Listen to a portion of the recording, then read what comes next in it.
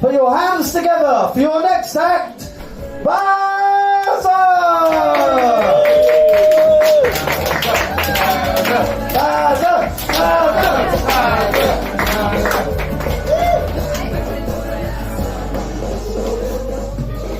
Hi everyone, as just mentioned, my name is Bazza and I hail from Leeds! Yes, performing in my hometown and not one of you knows who the fuck I am. Amazing.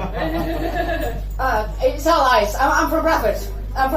But we all say we're from Leeds because it makes us feel a little bit better about those uncontrollable circumstances surrounding births. City of culture. Yeah, well, because two people had sex back in the 1900s and I'm cursed to have to decide what's for fucking tea every night until I die, and now neither of the bastards talk to me anymore because that's just fair.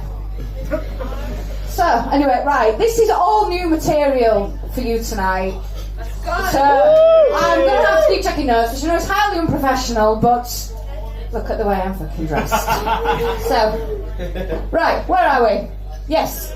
So, as you can see, got this pretty neat old walking stick. It's something you inherited when you haven't corked it.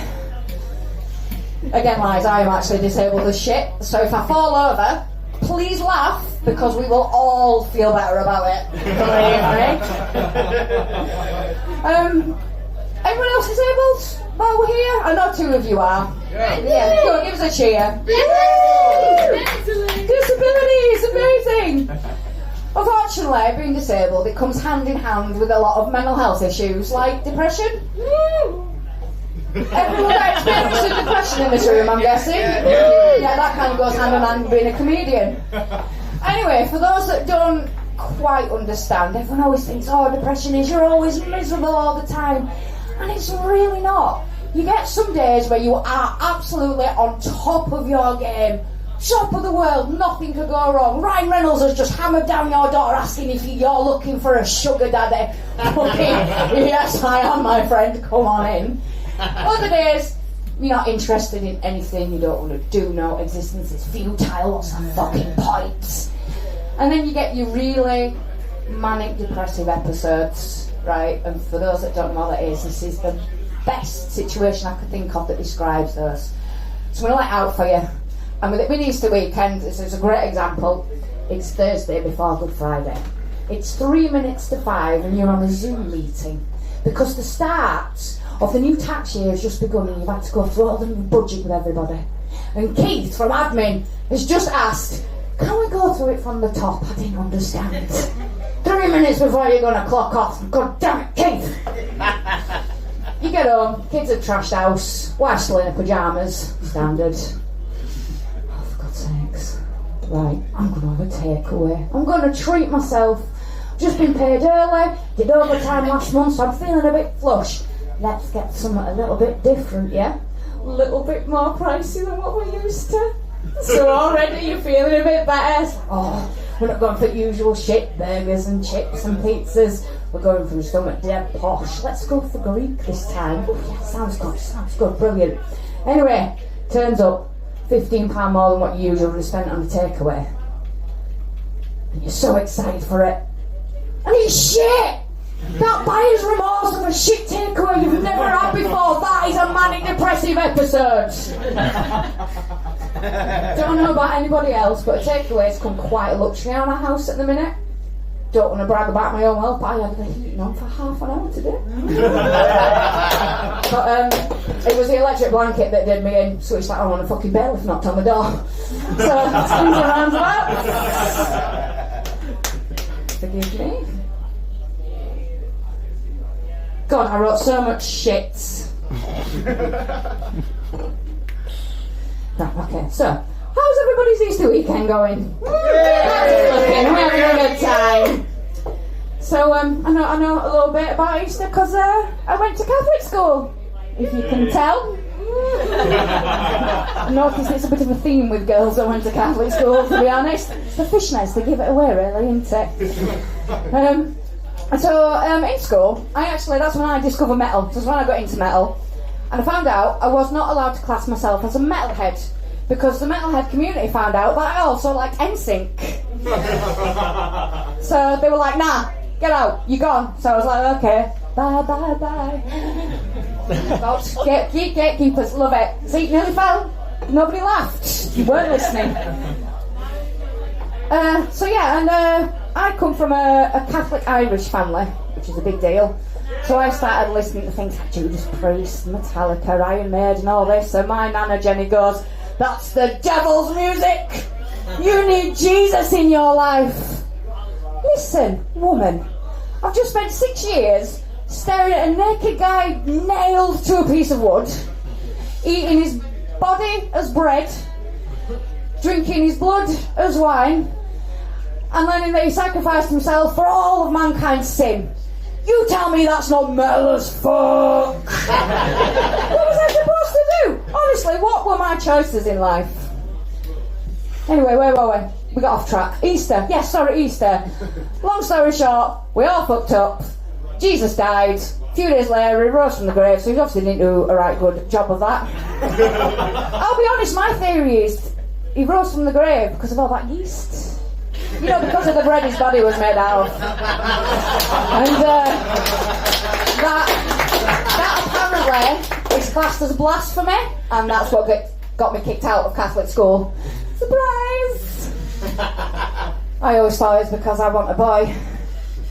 Because, you know, Catholics, you don't have a penis, it's unforgivable! As is most aspects of life, as we've come to learn. You know, women have been able to vote for less than 100 years. Yeah, it's a bit shitty to be honest, but there you go, not that any votes count these days. So, yeah, where are we next? Are we still talking about Jesus? Are we still on a Jesus bender? Does anyone remember any hymns from school? You remember sitting on that really hard assembly floor? Yeah. Just like whacking out Jesus bangers on a Friday morning. Kumbaya. I don't remember that one.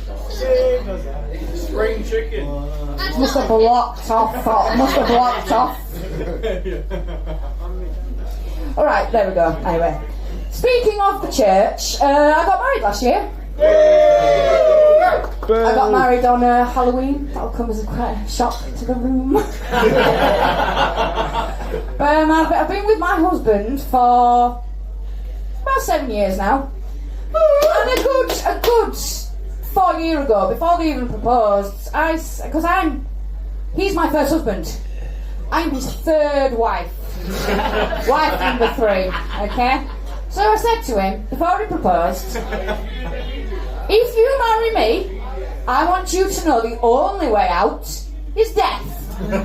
I ain't going through no damn divorce, and I certainly ain't doing this fucking wedding planning shit with anyone else ever again. Those were my terms. Married me anyway. Everyone's in the room's like, ooh, gonna murder the husband like some Agatha Christie shit. Police turning up while I'm dressed in probably something like this. Sorry, Miss Murden, your husband's been murdered. And he was like, oh, no, I'll have to make a toast. You what? I said I'll have to make some toast. I'm diabetic. Need a snack, you see. That is what that is, if anybody was wondering.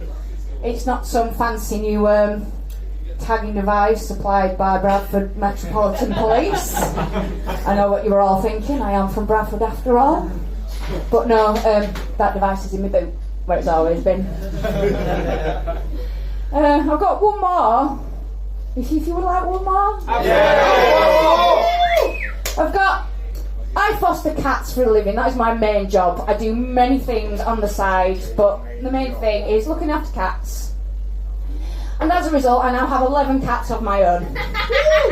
Because they come in, they make me fall in love with the little bastards, and then they never leave.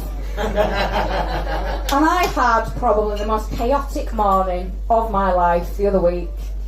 I woke up, I had to be in Manchester, I had to get the train to Manchester because I was modelling for a group of students that were learning to do prosthetics, you know, fake blood, gunshot wounds, all that stuff. And I woke up, and all I could hear was my husband downstairs going, who's done that? I don't believe, he's so angry. My husband very rarely gets angry, he's so chill. And I come downstairs, going, what the hell is going on? Someone's taking a shit in the middle of the lounge, I don't And I'm like, you are kidding, this doesn't happen. They're all house trained, they're all good boys. Even the girls are good boys. And it just made me laugh because their breakfast that morning was 12 minutes late. And the first thing that popped in my head is, can you imagine if I came home later that evening after the day I've had letting students prod me with bloody liquid latex and cornstarch blood and all that. And I walk in and I go, hey love, what's for tea? Oh, I don't know, not made it. I go, oh, is that the case? And I strut in the middle of the lounge and go, well, you can have that. And off I go. Just for the next act, somebody stop next quick on the stage. Can I finish with a magic trick? Go on. Yes, absolutely. Is there anybody called Michael? No. For the sake of this joke, can somebody pretend to be called Michael? Michael. Michael, will you join me on the stage, my love? Michael Buxton! Michael Buxton! Michael Buxton! Michael Buxton! Michael Buxton! Hey! Stop molesting your son! Please, sir, this is a family show. Right, so my magic trick today is I'm going to turn you into an inanimate object. Okay, so Mike, can I call you Mike? Okay, good. Mike. Is your last name Stand? No. It is now. I've been Bowser, everyone. Good night.